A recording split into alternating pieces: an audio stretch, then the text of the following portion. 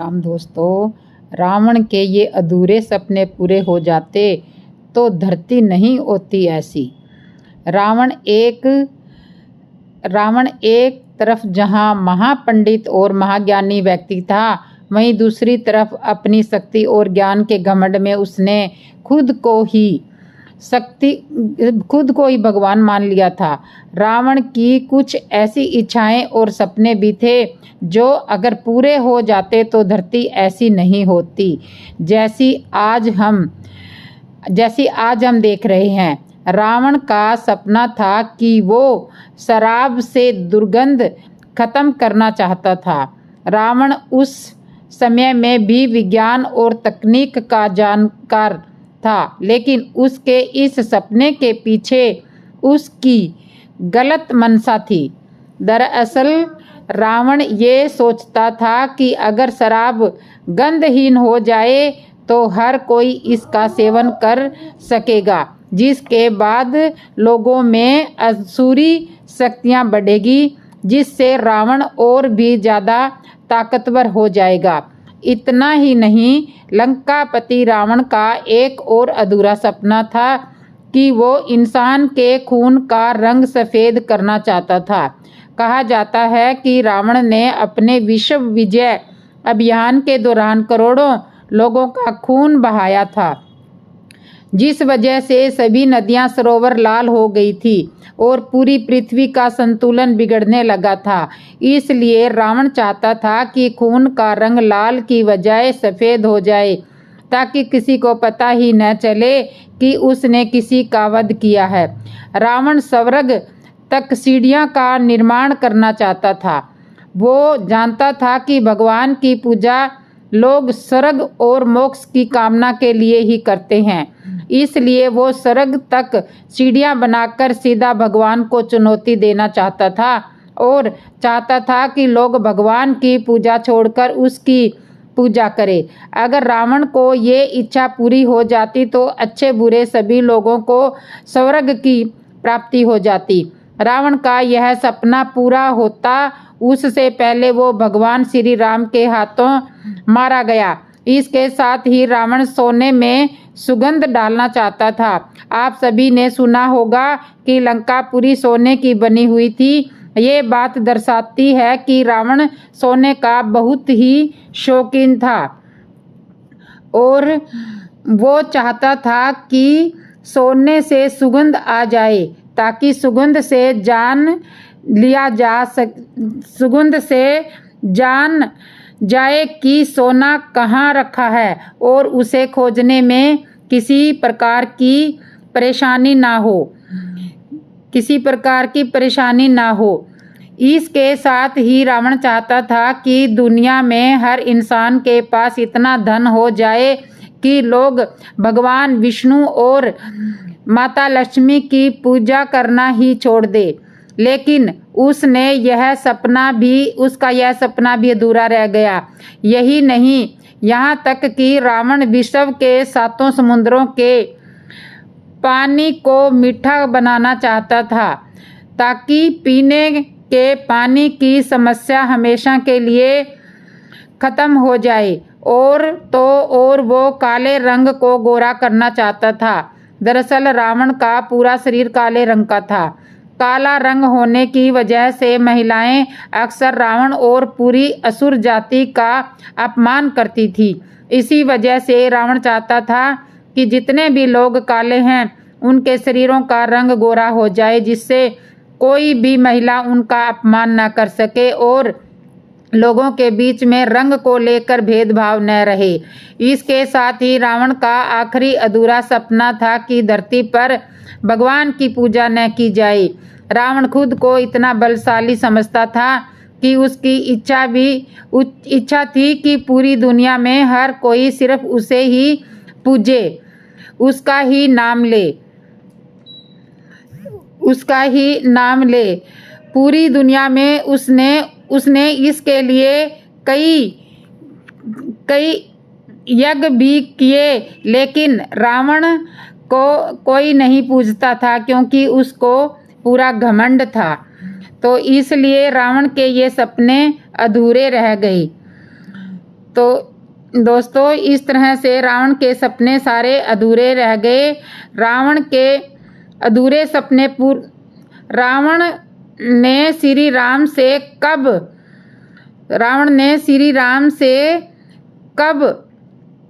मुलाकात की? रावण ने श्री राम से कब और क्यों मांगी थी दक्षिणा? तमिल भाषा में लिखी गई महर्षि कंबन की इमरावती नामक रामायण में एकमात्र ऐसी कथा है जिसका वर्णन किया गया है कि रावण ने प्रभु श्री राम से अपनी ही मृत्यु दक्षिणा में मांगी थी। आइए इस लेख में इस कथा के बारे में विस्तार से जानते हैं। रावण ने सिर्फ शिव भक्त, विद्वान और वीर था, बल्कि यह एक अति मानववादी भी था। उसे अपने भविष्य का ज्ञान था। वह यह भी जानता था कि श्री राम को युद्ध में हराना उसके लिए असंभव है। जब श्री राम ने खरदूषण का वध किया तब तुलसीदास जी रचित रामचरितमानस में रावण के मन के भावों का वर्णन करते हैं। खरदूषण मोही सम बलवंता। तमिल भाषा में महर्षि कंबन द्वारा लिखित इरामतोरम नामक रामायण में वर्णन किया गया है कि जब प्रभु श्री राम सेतु का निर्माण करवा रहे थे तब उन्हें एक ब्राह्मण पंडित की आवश्यकता थी ताकि सेतु का धार्मिक अनुष्ठान करवा सके। आपको बता दें कि प्रभु श्री राम ने जामवंत को आचार्य पद का निमंत्रण देने के लिए लंका भेजा था। जामवंत दीर्घायु थे और वे कुंभकर्ण से थोड़े ही छोटे थे।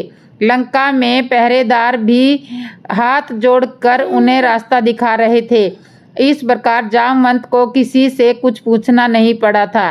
समय रावण ने राजद्वार पर उनका अभिवादन करने की चेष्टा की, जिसे देखकर जामवंत ने मुस्कुराते हुए कहा कि मैं अभिनंदन का पात्र नहीं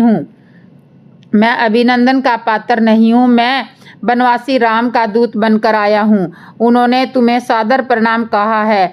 रावण ने विनयपूर्वक कहा, आप हमारे पितामह के भाई हैं, इस नाते आप हमारे पूज्य हैं।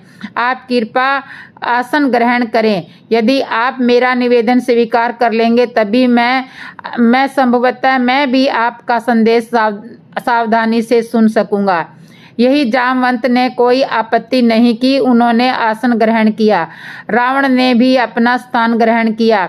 इसके बाद जामवंत ने फिर कहा कि बनवासी राम ने सागर सेतु का निर्माण कराने के बाद अब जल्द ही महेश्वर लिंग विग्रह की स्थापना करना चाहते हैं। इस अनुष्ठान को संपन्न कराने के लिए उन्होंने ब्राह्मण, वेदज्ञ और शैव रावण को आचार्य पद पर वरण करने की इच्छा प्रकट की है। प्रमाण और अभिव्यक्ति के बाद रावण ने मुस्कान भरे स्वर में पूछा, क्या राम द्वारा महेश्वर लिंग विग्रह की स्थापना लंका विजय की कामना से की जा रही है? उन्होंने कहा, ठीक है। उन्होंने कहा ठीक है। रावण के लिए यह बहुत ही बड़ी बात थी कि जीवन में पहली बार किसी ने उसे ब्राह्मण माना था और आचार्य बनने योग्य भी समझा था। क्या रावण इतना मूर्ख कहलाना चाहेगा कि वह भारतवर्ष के प्रथम प्रशंसित महर्षि पुलत्स्य के सगे भाई महर्षि वशिष्ठ के यजमान का आमंत्रण और अपने आराध्य की स्थापना हेतु आचार्य पद अस्वीकार कर देंगे? रावण ने अपने आप को संभाला और कहा, आप पधारे, यजमान उचित अधिकारी है। उसे अपने दूत को संरक्षण देना आता है। श्री राम से कहिएगा कि मैंने उनका आचार्य तत्व स्वीकार किया है। जामवंत को विदा करने के तुरंत बाद लंकेश ने सेवकों को आवश्यक सामग्री जुटाने के लिए आदेश दिया और समय अशोक वाटिका में पहुंचे। रावण रावण जानता था कि वनवासी राम के पास क्या है और क्या होना चाहिए। जो आवश्यकता उपकरण यजमान उपलब्ध नहीं करा सकता, उसे जुटाना आचार्य का परम कर्तव्य होता है। अशोक उद्यान पहुंचते ही रावण ने सीता से कहा कि राम लंका विजय की कामना से समुद्र तट पर महेश्वर लिंग विग्रह की स्थापना करने जा रहे हैं और रावण को आचार्य वर्ण किया है। यजमान का अनुष्ठान पूर्ण हो, यह दायित्व आचार्य का भी होता है। तुम्हें विदित है कि अर्धांगिनी के बिना गृहस्थ्य के सभी अनुष्ठान अपूर्ण रहते हैं। विमान आ रहा है, उस पर बैठ जाना। ध्यान रहे कि तुम वहाँ भी रावण के अधीन ही रहोगी। अनुष्ठान समापन उपरांत यहाँ आने के लिए विमान पर पुनः बैठ जाना। यह एक अद्भुत और रोचक कथा है जो रामायण में वर्णित है। इस कथा में रावण, जो लंका के राजा थे और भगवान राम के शत्रु थे, एक यज्ञ में आचार्य बनते हैं और भगवान राम यजमान बनते हैं। यह घटना रामायण के युद्ध के दौरान की है, जब भगवान राम लंका पर आक्रमण करने के लिए समुद्र पार करने की तैयारी कर रहे थे। जब माता सीता को यह ज्ञात हुआ कि रावण स्वयं उनकी पूजा करने के लिए आ रहे हैं, तो उन्होंने अपने दोनों हाथ जोड़ दिए। रावण ने भी स्वस्थ कंठ से सौभाग्यवती भावों कहते हुए उन्हें आशीर्वाद दिया। इसके बाद रावण सीता माता और आवश्यक उपकरणों के साथ आकाश मार्ग से समुद्र तट पर उतरे। उन्होंने सीता को विमान में ही छोड़ा और स्वयं राम के सम्मुख पहुँचे। जामवंत के संदेश पाकर भगवान राम अपने भाई, मित्र और सेना सहित रावण के स्वागत के लिए पहले से ही तैयार थे। जैसे ही रावण सामने आए, वनवासी राम ने आचार्य दशग्रीव को हाथ जोड़कर प्रणाम किया। रावण ने दीर्घायु भव कहा, विजयी भव कहा, कहते हुए उन्हें आशीर्वाद भी दिया। रावण के इन शब्दों ने सबको चौंका कर दिया, क्योंकि उन्होंने सुग्रीव और विभीषण जैसे अपने मित्रों तक की उपेक्षा कर दी, मानो वे वहाँ हो ही नहीं। रावण ने सुझाव दिया कि आचार्य आवश्यक साधन और उपकरण अनुष्ठान के बाद वापस ले जाते हैं, इसलिए यदि स्वीकार हो तो किसी को भेजकर सीता को पुष्पक विमान से लाया जाए। श्री राम ने हाथ जोड़कर मौन भाव से इस युक्ति को स्वीकार किया। श्री राम के आदेश का पालन करते हुए विभीषण मंत्रियों सहित पुष्पक विमान तक गए और सीता सहित लौटे। विदेही ने आचार्य के आदेश का पालन करते हुए अर्ध यजमान के पास में बैठी। गणपति पूजन, कलश स्थापना और नवग्रह पूजन के बाद आचार्य ने लिंग विग्रह के बारे में पूछा। राम ने बताया कि पवन पुत्र हनुमान उसे लेने के लिए कैलाश पर्वत पर गए हैं, लेकिन अभी तक लौटे नहीं है। आचार्य ने कहा कि विलंब नहीं किया जा सकता, उत्तम मुहूर्त उपस्थित है, इसलिए यजमान पत्नी बालू का लिंग विग्रह स्वयं बना ले। जनक नंदिनी ने स्वयं कर अपने हाथों से समुद्र तट की आदर रेणुकाओं से आचार्य के निर्देश अनुसार लिंग विग्रह निर्मित किया। श्री राम ने वहीं महेश्वर लिंग विग्रह स्थापित किया। आचार्य ने विधि विधान के साथ अनुष्ठान समापन कराया। अनुष्ठान के बाद श्री राम ने आचार्य की दक्षिणा के बारे में पूछा। रावण ने सभी को चौंकाते हुए कहा कि श्रवणपुरी के स्वामी की दक्षिणा संपत्ति नहीं हो सकती। उन्होंने कहा कि वे जानते हैं कि उनका यजमान वर्तमान में वनवासी है, लेकिन फिर भी राम अपने आचार्य की जो भी मांग हो उसे पूर्ण करने की प्रतिज्ञा करता है।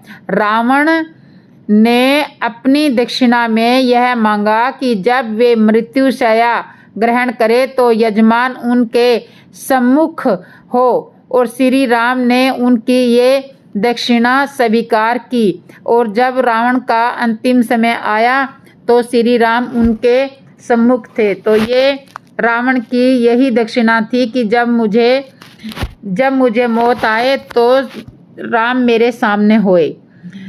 रावण पूर्व जन्म में कौन था? रावण के बारे में कहा जाता है कि वह बहुत ज्ञानी व्यक्ति था, लेकिन उसके अहंकार की वजह से उसका अंत हुआ।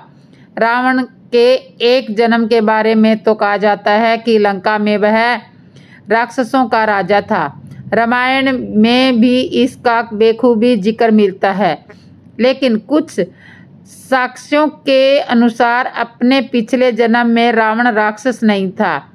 पौराणिक मान्यताओं के अनुसार जय विजय नाम के 2 द्वारपाल हमेशा बैकुंठ के द्वार पर खड़े रहकर भगवान विष्णु की सेवा करते थे। एक बार सनत सनंदन ऋषि श्री हरि विष्णु के दर्शन करने के लिए आए, लेकिन उन्हें जय विजय ने रोक लिया। इस बात से क्रोधित होकर सनत सनंदन ऋषि ने उन्हें राक्षस योनि में जन्म लेने का श्राप दे दिया। तभी विष्णु जी के द्वारा उन्हें जय विजय को श्राप से मुक्त करने के लिए कहा गया। तब ऋषियों ने कहा कि इनके कारण आपके दर्शन करने में हमें 3 क्षण की देरी हुई है, इसलिए ये 3 जन्मों तक राक्षस योनि में जन्म लेंगे और तीनों जन्मों में ही इनका अंत समय भगवान श्री हरि करेंगे। इसके बाद जय विजय अपने पहले जन्म में हिरण्यकश्यप व हिरण्याक्ष नाम के दैत्य बने। कहा जाता है कि हिरण्याक्ष ने एक बार धरती को ले जाकर समुद्र में छिपा दिया था। तब भगवान विष्णु ने वाराह अवतार लेकर उनका वध किया और धरती को पुनः अपने स्थान पर स्थापित कर दिया। अपने भाई की मृत्यु से हिरण्याकशिपु को बहुत क्रोध आया और ब्रह्मदेव से कई तरह के वरदान पाकर वह समय को अमर समझने लगा। तब भगवान विष्णु ने नरसिंह अवतार लेकर हिरण्याकश्यप का भी वध कर दिया। फिर जय विजय अपने दूसरे जन्म में रावण और कुंभकर्ण बने। इस जन्म में रावण लंका का राजा था, वही कुंभकर्ण का शरीर इतना विशाल था कि कई हजारों लोगों को भोजन पलक झपकाते ही झट कर जाता था। तब भगवान विष्णु ने 7वें अवतार में अयोध्या के राजा दशरथ के यहाँ श्री राम के रूप में जन्म लिया। फिर रावण और कुंभकर्ण का वध किया। कुछ साक्ष्यों के अनुसार तीसरे जन्म में जय विजय यानी रावण और कुंभकर्ण शिशुपाल व दंतवरक के रूप में जन्मे। कहा जाता है कि शिशुपाल और दंतवरक दोनों ही भगवान श्री कृष्ण की बुआ के पुत्र थे, लेकिन वे फिर भी बहुत महान थे। उनकी महानता के बहुत ही कहानियां हैं। और ऋषि दुर्वासा के भयंकर से अब मैं आपको सुना रही हूँ रावण की मृत्यु के बाद मंदोदरी का क्या हुआ। रावण की जब मृत्यु हो जाती है श्री राम के हाथों, तब मंदोदरी का क्या होता है सुनिए। लंकापति रावण की पत्नी मंदोदरी का नाम पवित्रताओं के तौर पर देवी अहिल्या की तरह ही लिया जाता है, लेकिन मंदोदरी रावण की अकेली पत्नी नहीं थी, उनकी 2 पत्नियां और थी। रावण की मृत्यु के बाद मंदोदरी का क्या हुआ और बाकी दोनों पत्नियां कहाँ गई, क्या हुआ और बाकी दोनों पत्नी। लंकापति राक्षस राज दशानन जैसे कई नामों से प्रसिद्ध रावण बहुत ही विद्वान था, लेकिन वह जितना प्रकांड पंडित था उतना ही वह अहंकारी भी था। उसे अपनी शक्ति, भगवान शंकर की भक्ति और सोने की लंका पर बहुत ज़्यादा घमंड था। आश्विन मास के कृष्ण पक्ष की 10वीं तिथि को श्री राम ने रावण का वध कर दिया, अपनी पत्नी सीता को छुड़ाया था। तब से दशहरा को बुराई पर अच्छाई की जीत का प्रतीक माना जाता है। रावण के पूरे परिवार में सिर्फ 2 लोग ही सीता के अपहरण और राम से युद्ध के खिलाफ थे। उनमें एक भाई विभीषण और दूसरी उनकी पत्नी मंदोदरी। दोनों रावण को लगातार समझाते थे कि सीता को सम्मानपूर्वक राम को लौटा दो और युद्ध को टाल दो, लेकिन लंकापति नहीं माने। फिर युद्ध हुआ और राम ने रावण का वध कर दिया।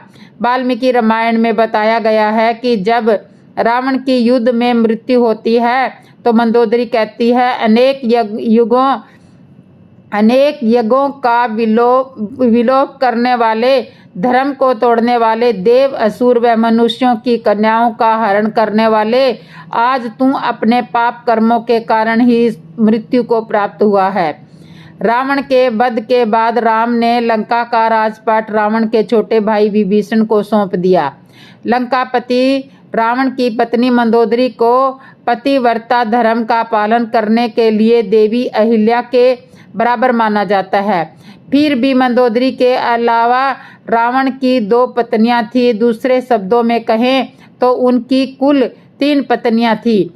रावण की पहली पत्नी और पटरानी का नाम मंदोदरी था। मंदोदरी राक्षस राज मायासुर की बेटी थी। रावण की दूसरी पत्नी का नाम धनमालिनी था।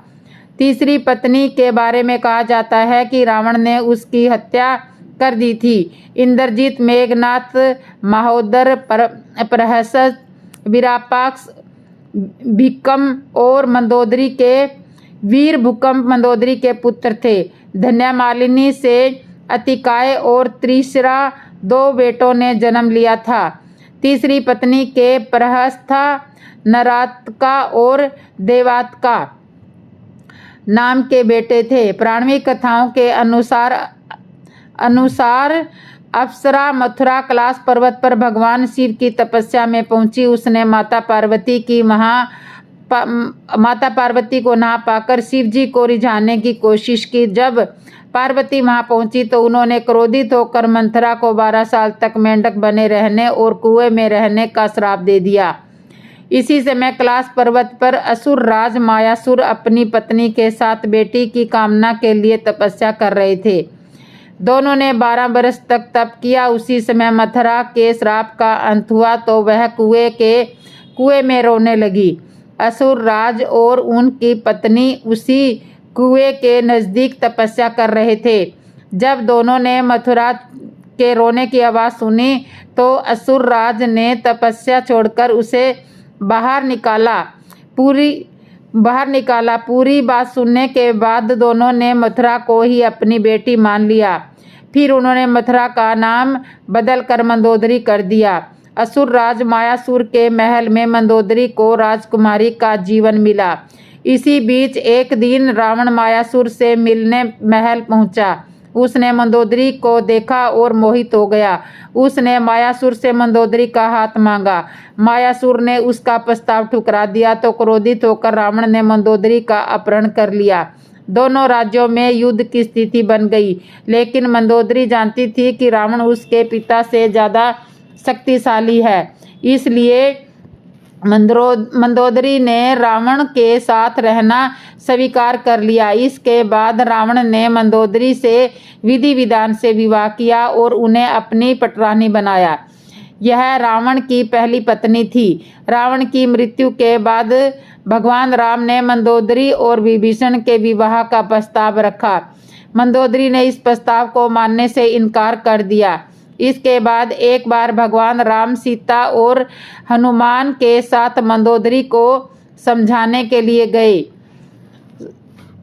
तब ज्योतिषियों की प्रकांड विद्वान मंदोदरी को महसूस हुआ कि धार्मिक, तांत्रिक और नैतिक तौर पर देवर विभीषण से विवाह करना गलत नहीं होगा। इसके बाद उन्होंने विवाह प्रस्ताव स्वीकार कर लिया। हालांकि रावण की मृत्यु के बाद पटरानी मंदोदरी के बारे में वाल्मीकि रामायण में ज़्यादा कुछ नहीं बताया गया है, लेकिन रामायण के दूसरे संस्करणों में इसके बारे में काफ़ी कुछ लिखा गया है।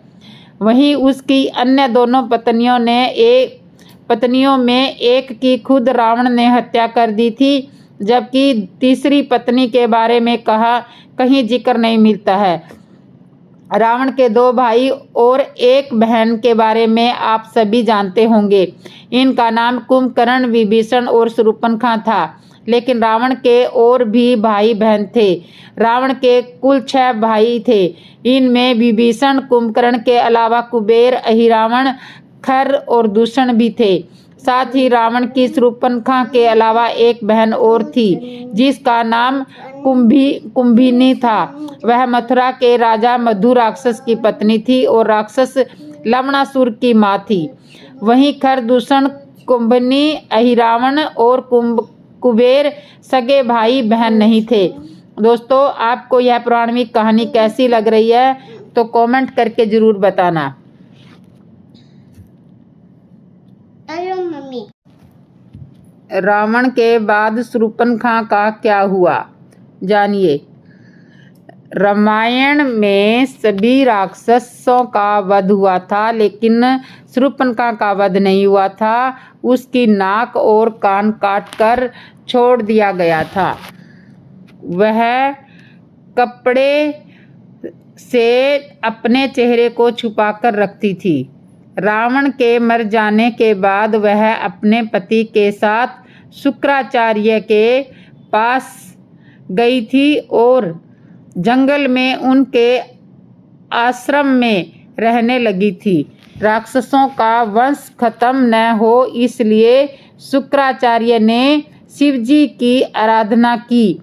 शिव जी ने अपना स्वरूप शिवलिंग शुक्राचार्य को दे दिया। शुक्राचार्य को देकर कहा कि जिस दिन कोई वैष्णव इस पर गंगाजल चढ़ा देगा, उस दिन राक्षसों का नाश हो जाएगा। उस आत्मलिंग को शुक्राचार्य ने वैष्णव मतलब हिंदुओं से दूर रेगिस्तान में स्थापित किया, जो आज अरब में मक्का मदीना में है। शूर्पणखा, जो उस समय चेहरा ढककर रहती थी, वो परंपरा को उसके बच्चों ने पूरा निभाया। आज भी मुस्लिम औरतें चेहरा ढकी रहती हैं। शूर्पणखा के वंशज आज मुसलमान कहलाते हैं, क्योंकि शुक्राचार्य ने उनको जीवन दान दिया। इसलिए वे शुक्राचार्य को विशेष महत्व देते हैं। असल में इस्लाम कोई धर्म नहीं है, एक महज है, दिनचर्या है। मजहब का मतलब अपने कबीलों के गिरोहों को बढ़ाना। यह बात सब जानते हैं कि मोहम्मदी मूल रूप से अरबवासी है। अरब देशों में सिर्फ रेगिस्तान पाया जाता है। वहाँ जंगल नहीं है, पेड़ नहीं है, इसलिए वहाँ मरने के बाद जंगलों के लिए जलाने के लिए लकड़ी न होने के कारण जमीन में दफन किया जाता है। रेगिस्तान में हरियाली नहीं होती। ऐसे में रेगिस्तान में हरा चटक रंग देखकर इंसान चला जाता है, जो कि सूचक का काम करता है। अरब देशों में लोग रेगिस्तान में तेज धूप में सफ़र करते थे, इसलिए वहाँ के लोगों का रंग काला होता है।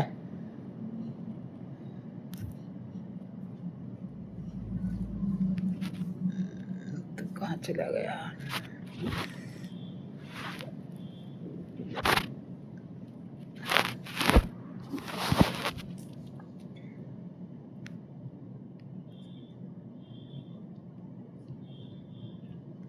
और शूर्पणखा वहाँ पे मुसलमान औरतों की तरह बुर्का पहन के और मुंह ढक के रखती थी। तो इस तरह से वो लकड़ियों की कमी होने की से ही उनको दफनाया नहीं जाता था, बल्कि ताबूत में बंद करके ज़मीन में गाड़ा जाता था। तो दोस्तों, आज की कहानी आपको कैसी लगी? अच्छी लगी हो तो कमेंट में ज़रूर बताना। और जिसने मेरे चैनल को सब्सक्राइब नहीं किया, सब्सक्राइब करना, लाइक करना, कमेंट करना और बेल आइकन बटन तो ज़रूर दबा लेना। और आपको हमारी कथाएं कैसी लग रही है ये भी ज़रूर बताना, और कथा को शेयर ज़रूर कर देना, ताकि और लोग भी आपकी तरह मेरे चैनल से अच्छी अच्छी कहानियाँ सुन के अच्छी अच्छी जानकारी ले सके। तो इसके लिए आप नोटिफिकेशन बटन दबा लो, ताकि आने वाली हर वीडियो की सूचना आपको मिल जाए और आप ऐसे ही सुंदर सुंदर कथाएं मेरे चैनल पे सुन सके। और कमेंट में ज़रूर अपना सुझाव लिखना। और अगर कोई सुझाव नहीं है तो जय श्री राम चंद्र की जय, जय श्री राम की जय लिखना बिल्कुल भी ना भूले। तो दोस्तों एक बार जोर से बोल दो, जय श्री राम दोस्तों, जय श्री राम, जय श्री राम, जय श्री राम।